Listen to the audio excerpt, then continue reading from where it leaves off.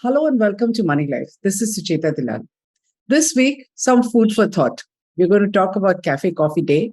And as you know, a lot happens over a cup of coffee. Great tagline. We love the brand. We got our first coffee shops. But look at the mess. And if you are an equity investor, there's a lot happening around Cafe Coffee Day that you really need to think about. The role of regulators, the role of statutory auditors, and how the management remains in place. Yes, same family, in spite of fraud, misappropriation, and rampant as well as massive diversion of funds. So let's start from the beginning. If you've been following this video blog, you would know that just a couple of weeks ago, I spoke about order by the Securities and Exchange Board of India and what was wrong with it in connection with the same Cafe Coffee Day Enterprises Limited, CDEL. Now, in recent weeks, apart from SEBI, there's been an order from the National Financial Reporting Authority. What is that? It is the regulator who regulates statutory auditors. Now, when we invest in a company, if you are the careful investor who looks at accounts, then you are going to depend on what the statutory auditor has reported, whether the accounts are fair, whether they've pointed to any problems in how things are being reported, whether the profits are accurate. The statutory auditor, by the very word statutory, has a fiduciary responsibility, and they are supposed to tell you the truth, because this whole capital market system and a capitalist economy cannot function unless everybody who has a fiduciary duty does their job. So the audit regulator has pointed out serious problems with the auditors who are involved in the audit.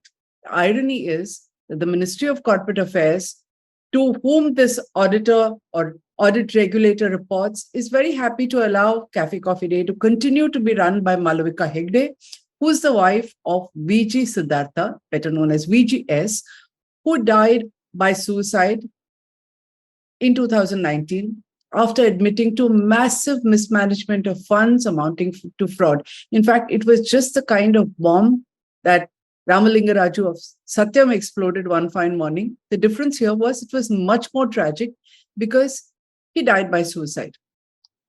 As tragic as it is, what has come out and has been established is even more shocking, because ordinary investors, probably carried away by this great brand, had put their money in it and have been losing.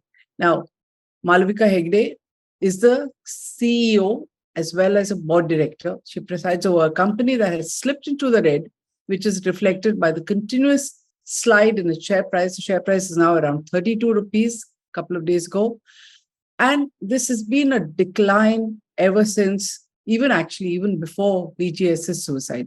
2 weeks ago, SEBI asked this company, headed by Ms. Hegde, to appoint a law firm to recover money. So they did an investigation, sent a show cause notice. You want to go back, check that blog, see my column on it.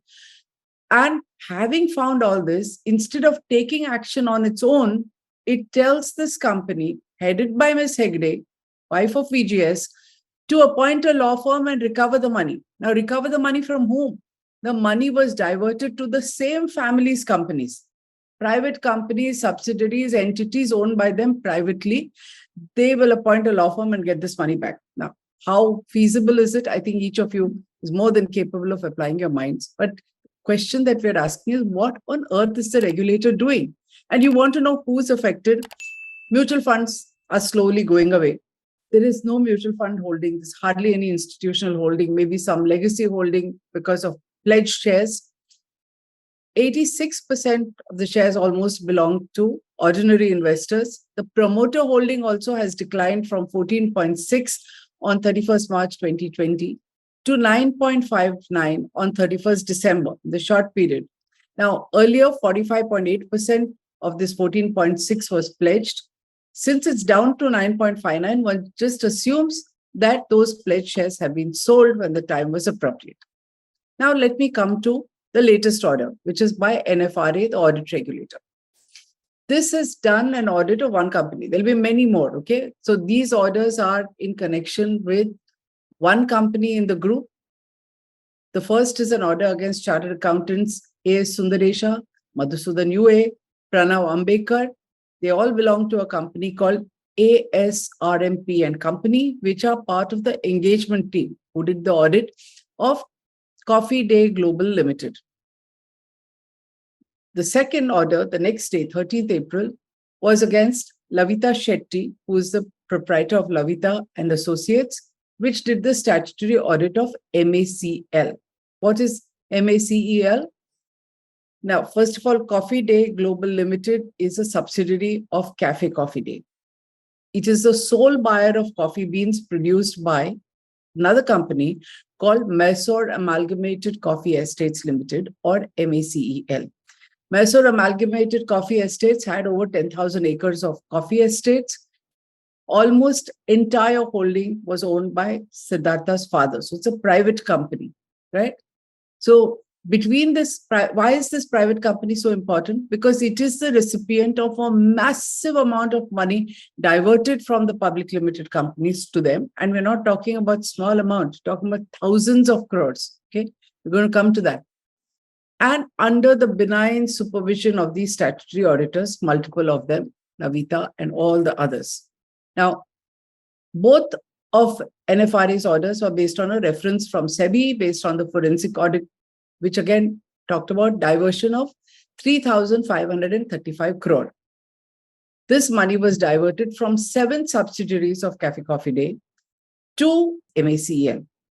The forensic audit discovered that you want to know how simple it is. The forensic audit discovered that this diversion of funds from the listed entity was so brazen and so simple, and I'm saying in quotes, all it did was for VGS used to ask authorized signatories to sign a bunch of checks which were kept in his possession and use them as and when required. So authorized signatories signing the checks, he's keeping a pile of them and issuing them as and when, no questions asked to anybody. This amounts to a massive failure of all checks and balances at multiple levels. Internal auditors, directors on the board, professionals such as the company secretary, the head of finance, and finally the statutory auditors with a statutory obligation. So what did NFRA's latest order find? It said it has to be studied by equity investors because it shows you the extent to which auditors are willing to compromise and collude with promoters. In fact, it has many of us wondering whether fines debarment and constant tinkering with disclosure norms is ever going to stop anything when the gatekeeper, the policeman, the chowkidar colludes with the promoter. So take a look at this and make up your own mind. NFRA broadly says that these statutory auditors failed to meet accounting standards, demonstrating a serious lack of competence. What this means in simple English is that they did the following. And I'm just going to summarize it because the long order references.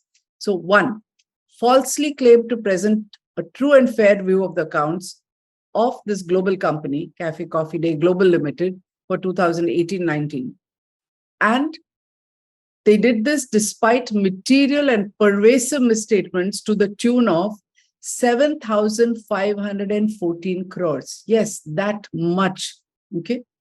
These auditors, secondly, established audit and non-audit relationships with many companies and promoters' family members.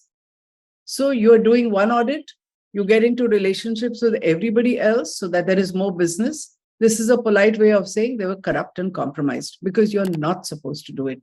You're supposed to have Chinese walls and you're supposed to disclose.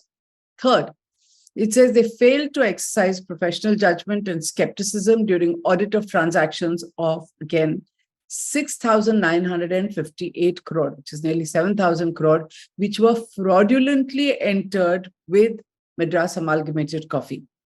They were not shown as related party disclosures. Sheer size of it is astounding, isn't it? Then smaller ones running into a few hundred crores failed to report a loan of 222.5 crore fraudulently given to Madras Amalgamated, did not disclose fraudulent diversion of 130.55 crore to Classic Coffee Curing Works related company, attempted to deceive the regulator by tampering with documents, adding, altering documents to the audit file, performed the audit in a perfunctory manner so that a misstatement of 132.37 crore and a second one of 69 crore in the consolidated financial statements remained hidden. Now let's come to Lavita Shetty. She's charged with failure to evaluate the recoverability of loans of 3,235 crore, big number, made to VG Siddhartha, and fraudulent diversion of 3,858 crores to personal accounts of the promoters, their relatives, and entities controlled by them and other related parties. I mean, how stunning is this? Doesn't stop here. Madras Amalgamated Coffee had a fraudulent borrowing of 4,076 crore from banks and related parties. There's a misstatement to the tune of 909 crore, and which Shetty facilitated all of this being covered up, as well as a borrowing of 130 crore by VGS's wife. Yes, the same one who's the CEO. We'll talk about this a little later. Lavita Shetty also falsely said that MSCL did not need to be registered with the Reserve Bank of India, knowing fully well it was operating as a non-banking finance company rather than a coffee grower. I keep pointing out, innocent investors depend on statutory auditors doing their job. They are supervised by two regulators. One is NFRA, which is independent, and the Institute of Chartered Accountants of India, who was doing much, which is why not doing much, so NFRA was set up. Now, the shares of Café Coffee Day, the public face of this large group, have crashed. They were quoting at around 200, already down at the time of VG Siddharth's suicide and bombshell revelations. They're down to 35. Like I said earlier, institutional investors and mutual funds have largely exited. Those who continue to hold shares, lot of individuals, over 86%, would surely like to know what our regulators are doing to punish wrongdoing. Also, what price have the statutory auditors paid for such scandalous collusion and malpractices? Believe it or not, relative to the extent of collusion and misstatement, the penalties are a joke. They're a pittance. So this company itself, ASRMP and company, the audit company, will pay a fine of 1 crore and is debarred for 2 years. The individual auditors are fined really a small drop. Sundaresha will pay 10 lakhs, Madhusudan, Pranav Ambekar and Lavita Shetty just 5 lakhs each. All three are going to be debarred for 5 years. They'll be back in business. And since people love those who are going to cooperate or collude, their services will be highly sought after. And people would have forgotten, maybe the name of the company will change. No one will know. They'll be back in action. So as we wrote in Moneylife on 17th March, and 25th March, the video blog that I made, it's clear that neither SEBI nor the MCA even seem to comprehend the gravity of wrongdoing, or they're refusing to act appropriately for other reasons. What else can explain the fact that VGS's wife, who remembers now NFRA's audit is saying that she was apparently a beneficiary of the diversion of 130 crore, not what I'm alleging, she remains the CEO and on the board of directors. In fact, it is she who's going to implement SEBI's order because CEO takes decisions, right?